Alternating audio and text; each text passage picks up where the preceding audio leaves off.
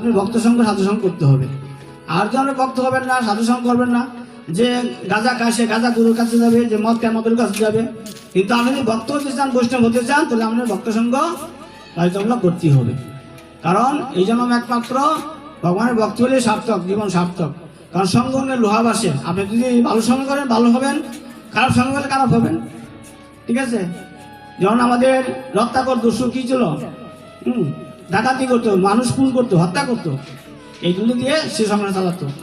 যখন নারদ মুনির কৃপা হলো, নারদ মুনির কৃপা সে নারদ মুনির কাছে সে কি করলো, নারদ মুনির কাছে সে দীক্ষা গ্রহণ করলো।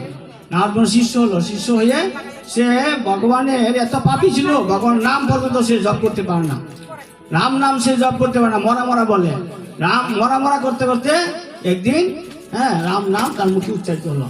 তখন সে শুদ্ধ ভক্ত, রামায়ণ রচনা করতে বাল্মীকি মণি রূপে তার সে পরিণত হলো, একমাত্র এই নারদ মুনির কৃপায়।